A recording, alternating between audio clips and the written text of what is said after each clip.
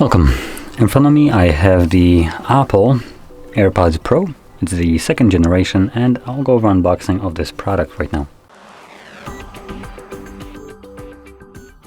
So let's just pop it straight open. We do have these nice peel tabs.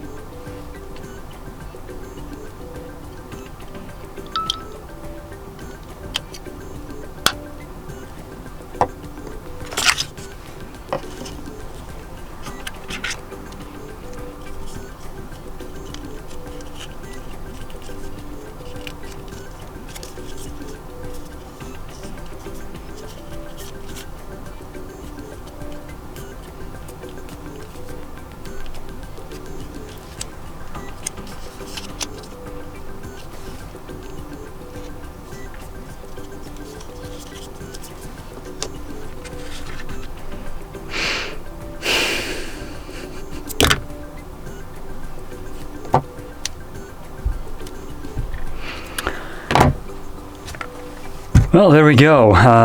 One disappointment here would be the charging port. Now, let's see, these probably were released this year. Apple is now going to be forced into using Type-C, though it's going to be a force only on the smartphones, if I'm correct, which means that they can still get away with including them on things like this. Obviously, Apple does make a bank on selling you shitty cables like this one, which break after, well, not a very long time of use. So they can continue to do this with the things like AirPods, which is an absolute scam here.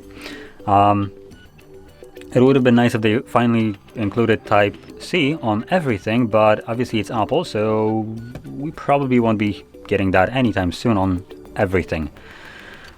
Now, when it comes down to the AirPods, we do have a little cue signal when you open them up. I'm gonna bring it to the camera, hopefully it's audible.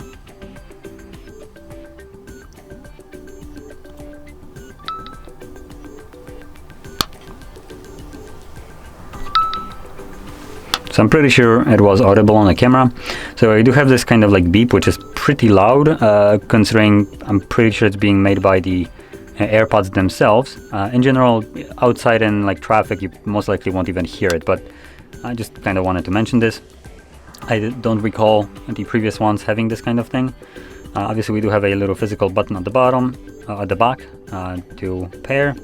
And these obviously should pair automatically with iPhones. Let's see if we get any kind of notification on my phone.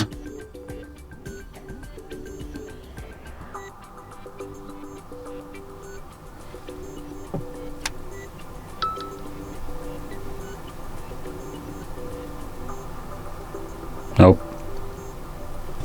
Do I need to like take it out maybe?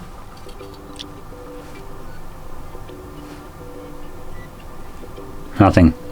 Which is a little bit of a disappointment. Usually you would get this kind of like pop-up on any kind of newer devices, like AirPods, or well, obviously not AirPods, but some kind of earbuds and, for instance, watches. When it detects a device that can be connected, it just gives you a nice pop-up right here at the bottom and allowing you to connect exactly the same way as you'd see on an iPhone. But because this is not intended to be used with anything other than iPhones, we don't get that treatment, because why make life easier with smart devices when we can make stupid devices that just work with one product?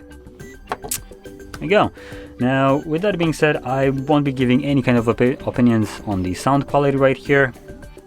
I'm not going to be connecting them with my phone. This is something that might be done later on. But yeah, I don't have any way to probably reliably display or make it sound just correctly for you. So If I would even start playing music through this, all I can do is just tell you, oh yeah, they sound good with whatever deep bass or whatever they might have. And then if I try to place it next to the microphone, you most likely will hear just abominable sound quality, just because number one, it's not in the ear, so the sound travels a little bit differently. It's not in like closed environment as it would be inside of an ear canal.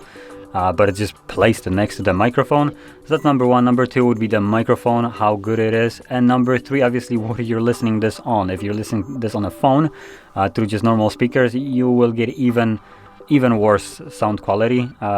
Example of this, obviously, even playing it through like, for instance, speakers or any kind of earbuds and stuff like that, it won't compare, just because there's so many factors that will make this sound degraded.